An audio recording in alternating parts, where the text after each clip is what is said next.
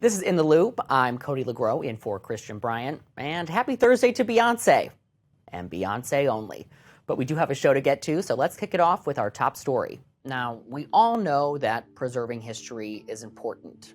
Knowing our roots helps us better understand who we are and where we came from. But accessing our personal and communal history is not always easy, especially for people of color. This is, unfortunately, especially true for the African American community. We still see signs of lost Black history today, one of which can be found in America's cemeteries. Like with much of Black history, the problems can be traced back to slavery. Before emancipation, enslaved African Americans were largely buried on plantation grounds or land owned by white people, many using nothing more than rocks as grave markers. There wasn't much of an effort to ensure that the buried had proper identification or any sort of tribute to who they were as a living person.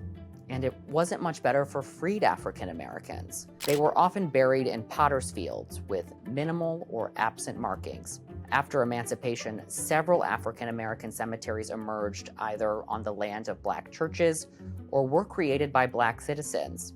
As late as the 1950s, one estimate was that about 90% of all private cemeteries in the US still practice some form of racial restrictions. That's because cemeteries weren't considered public accommodations and did not qualify for civil rights protections. But in May of 1948, the Supreme Court ruled in Shelley v. Kramer that state enforcement of racially restrictive land deeds violated the Equal Protection Clause of the 14th Amendment. That ruling had a major impact on the ability of Black Americans to buy houses and land in white neighborhoods, and also helped desegregate many cemeteries. As a sign of the slowly changing times, several interracial cemeteries appeared in the 1950s.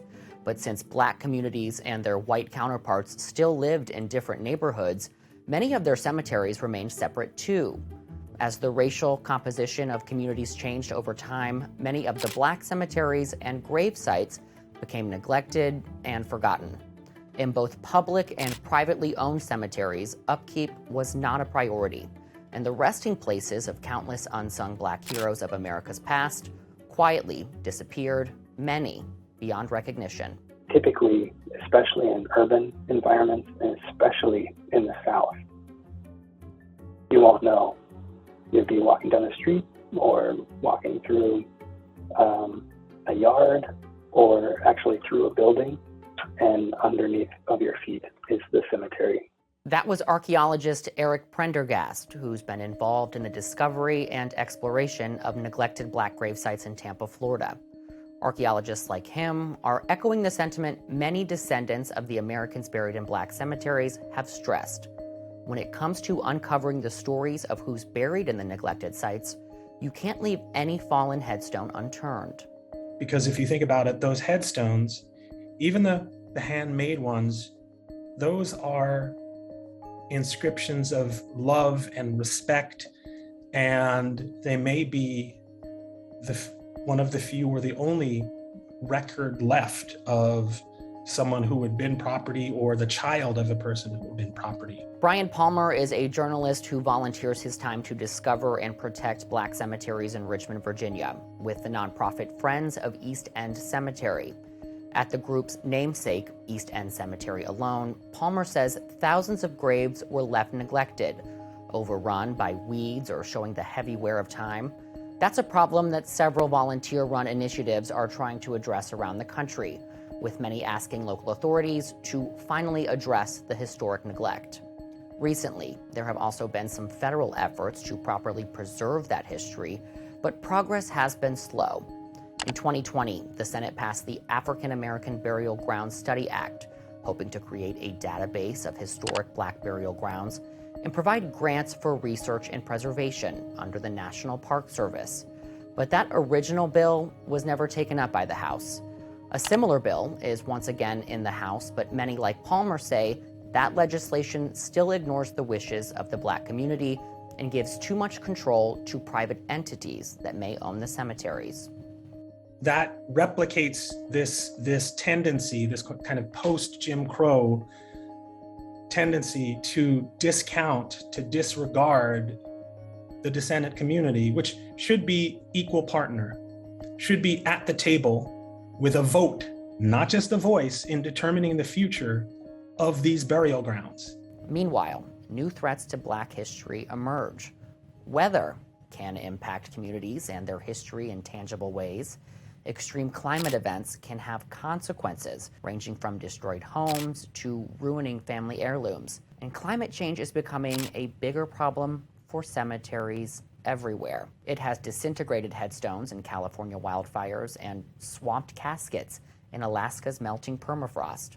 Stronger storms and rising sea levels are bringing water into new places, uncovering graves and headstones through erosion if they're not swept away entirely.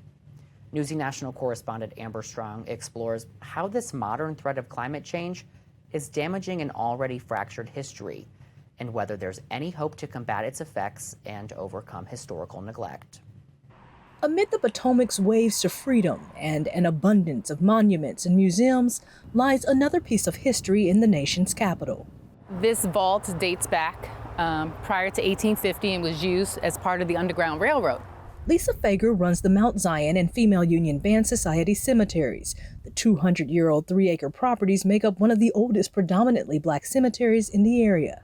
There were not many places where Black people could be buried in Washington, D.C. with dignity. When you're walking through, you can almost miss the little pieces of history throughout, like this shell, often used in Black burials. And that's where they hid. William Steele wrote about it. There's a couple stories in the narrative. Fager spends part of her days teaching anyone who will listen the history of the land, the other part fighting for respect. One of the most wealthiest sections of town, Georgetown, and it looks like this, and people treat it like a dog park. She took over the nonprofit in 2019 and says funding to preserve the cemeteries has ebbed and flowed. So they moved all the markers into these 3 piles in 1974. And this is where they sit today. Now the land faces a new challenge, climate change. I've had a funder come here who told me I do not have 10 years. We have a lot of invasive weeds, roots are exposed. We've had trees just fall. Across the bridge in Alexandria, Virginia lies another piece of history, the Contrabands and Freedmen Cemetery. An ongoing process of discovering who all of these people are and what role they played in Alexandria's history. Monica Sanders is a climate change researcher and professor at Georgetown University. She says despite being only 10 miles apart, the 2 cemeteries look vastly different. Investment, plain and simple. This is still in a state of being discovered, so we still have some archaeological digs. There's still research being here. But the city has committed itself to discovering who's buried here and what their stories are. Here, construction crews are at work. What's going on up there is the restoration of a creek that increases our flood risk. And also it's a natural habitat. There's some turtles and birds and things in there that are unique to Virginia, that they are recreating the correct habitat for them. Historically, the fight has been against developers plowing over the sacred grounds. But as more of these places are being discovered, climate change is adding to the race against time. About 60% of African Americans live in 10 states, and all 10 of those states are in the South. So if you look at Georgia and stretch all the way around to Louisiana and upwards towards the North Carolinas and Virginia, they're all coastal states that are at high risk of hurricanes, of sea level rise, and then they're next to huge river tributaries like the Potomac and the Mississippi, so you get riverine flooding. Sanders says funding for these projects varies. Sometimes it comes from city and state budgets, and other times from private groups and volunteers. Virginia State Senator Jennifer McClellan helped lead new legislation that will provide funding for cemeteries built before 1948, when a Supreme Court decision ended cemetery segregation. My great-grandfather, much of what we know about him, we know because it's on his tombstone. And so these cemeteries are critical components of connecting us to our ancestors and our own stories. At the federal level, a bipartisan piece of legislation introduced in February hopes to provide $3 million annually for the research and upkeep of these sites. In the meantime, Fager says she'll keep shooing away the dog walkers and raising the alarm on the seemingly forgotten piece of history. This free labor that they had that built these institutions, including the White House and all the federal buildings, that they owe it to these people to make sure that this is okay. And and honored like sacred land that it is. Amber Strong, Newsy, Washington.